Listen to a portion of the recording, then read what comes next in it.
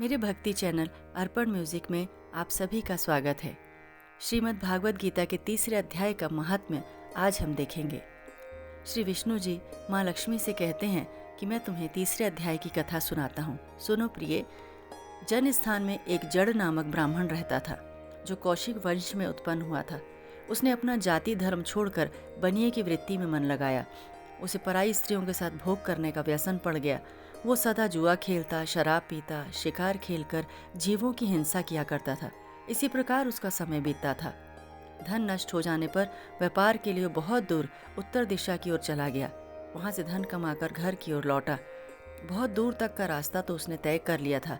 एक दिन सूर्यास्त हो जाने पर जब दसों दिशाओं में अंधकार फैल गया, तब एक वृक्ष के नीचे उसे लुटेरों ने धर दबोचा और शीघ्र ही उसका धन भी ले लिया और उसके प्राण भी ले लिए। उसके धर्म का लोप हो गया, इसलिए वो बड़ा भयानक प्रेत हुआ। परंतु उसका बेटा बड़ा ज्ञानी और विद्वान था, वेदों का ज्ञाता था। उसने अब तक पिता के लौट आने की राह देखी। जब वे नहीं आए तब उनका पता लगाने के लिए खुद ही घर छोड़कर चला गया।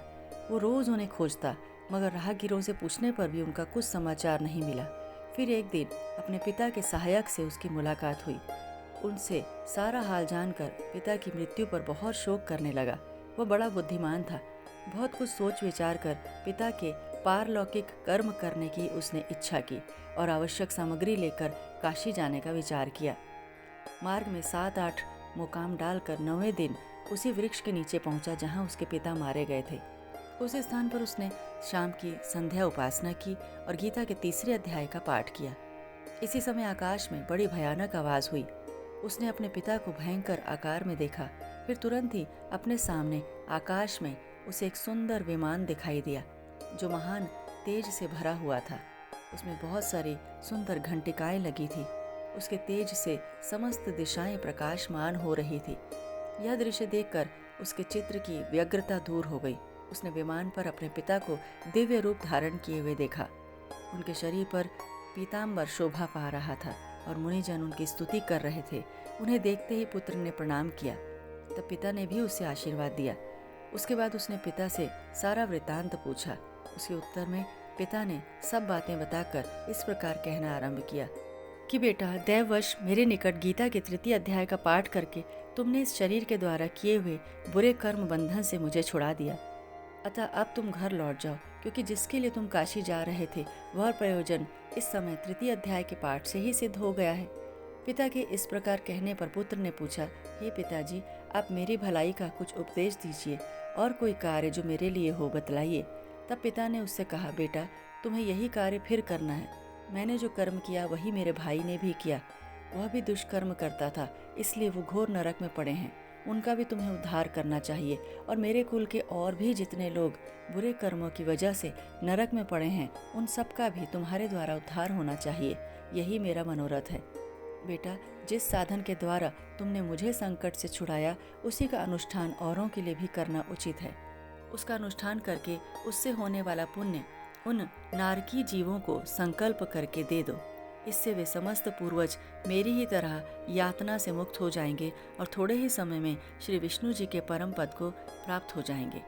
पिता का यह संदेश सुनकर पुत्र ने कहा, पिताजी, यदि ऐसी बात है, आपका भी यही मन है, आपकी भी यही इच्छा है, तो मैं समस्त नारकी जीवों का नरक से उद्धार करने का अनुष्ठान करूंगा। यह सुनकर उसके पिता बोले, बेटा, तुम्हारा कल्याण हो। मेरा अत्यंत प्रिय कार्य संपन्न हो गया। इस प्रकार पुत्र को आश्वासन देकर उसके पिता भगवान विष्णु के परम धाम को चले गए। उसके बाद वह भी लौटकर पृथ्वीलोक में जन स्थान में आ गया और परम सुंदर भगवान श्री कृष्ण के मंदिर में उनके समक्ष बैठकर पिता के आदेश अनुसार गीता के तीसरे अध्याय का पाठ करने लगा।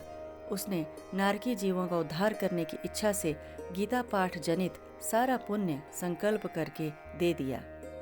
इसी बीच भगवान विष्णु के दूत यातना भोगने वाले नारकी जीवों को छुड़ाने के लिए यमराज के पास गए। यमराज ने दूतों का बहुत सत्कार किया, पूजन किया और उनकी कुशल पूछी। वे बोले, धर्मराज, हम लोगों के लिए सब और आनंद ही आनंद है। इस प्रकार सत्कार करके पितृलोक के सम्राट परम बुद्धिमान यम ने विष्णु दूतों से यमलोक में आने का कारण पूछा। तब विष्णु दूतों ने कहा, यमराज, शेष शैया पर शयन करने वाले भगवान विष्णु ने हम लोगों को आपके पास कुछ संदेश देने के लिए भेजा है। भगवान हम लोगों के मुख से आपके कुशल पूछते हैं और आज्ञा देते हैं कि आप नरक में पड़े हुए समस्त प्राणियों को छोड़ दें। अमित तेजस्वी भगवान विष्णु का यह आदेश सुनकर यम ने मस्तक झुकाकर उसे स्वीकार किया और मन ही मन कुछ सोचा। उसके बाद नारकी जीवों को नरक से मुक्त देखकर उनके साथ वे भगवान विष्णु के वास स्थान को चले। यमराज श्रेष्ठ विमान के द्वारा जहाँ क्षीर सागर है वहाँ जा पहुँचे। क्षीर सागर में कोटि कोटि सूर्यों के समान कांतिमान, नील कमल दल के समान श्याम सुंदर लोकनाथ जगत गुरु श्री हरि का उन्होंने दर्शन किया। भगवान का तेज उनकी शैया बने हुए शेषनाग के फणों की मणियों के प्रकाश से भी दुगना हो रखा था। वे आनंद युक्त दिखाई दे रहे थे। उनका हृदय प्रसन्नता से भरा हुआ था। भगवती लक्ष्मी अपनी सरल चितवन से प्रेम पूर्वक उन्हें बार बार निहार रही थी। चारों ओर योगी जन भगवान की सेवा में खड़े थे। देवराज इंद्र भगवान की स्तुति कर रहे थे। ब्रह्मा जी के मुख से निकले हुए वेदांत वाक्य मूर्तिमान होकर भगवान के गुणों का गान कर रहे थे। भगवान पूर्णतः संतुष्ट होने के कारण ही समस्त योनियों की ओर से उदासीन प्रतीत होते थे।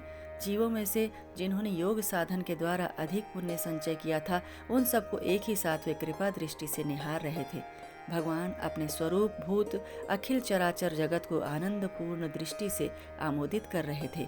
शेषनाग की प्रभा से उद्भासित और सर्वत्र व्यापक दिव्य विग्रह धारण किए नीलकमल के सदृश श्याम वर्ण वाले श्रीहरि ऐसे जान पड़ते थे मानो चांदनी से घिरा हुआ आकाश सुशोभित हो रहा है। इस प्रकार भगवान की झांकी करके यमराज अपनी विशाल बुद्धि के द्वारा उनकी स्तुति करने लगे। यमराज बोले, संपूर्ण जगत का निर्माण करने वाले हे परमेश्वर, आपका अंतःकरण अत्यंत निर्मल है। आपके मुख से ही वेदों का प्रादुर्भाव हुआ है। आप ही विश्व स्वरूप हैं। इसके विधायक ब्रह्मा हैं। आपको नमस्कार है। अपने बल और वेग के कारण जो अत्यंत दुर्धर्ष प्रतीत होते हैं, ऐसे दानवेंद्रों का अभिमान चूर्ण करने वाले भगवान विष्णु, आपको मेरा नमस्कार है।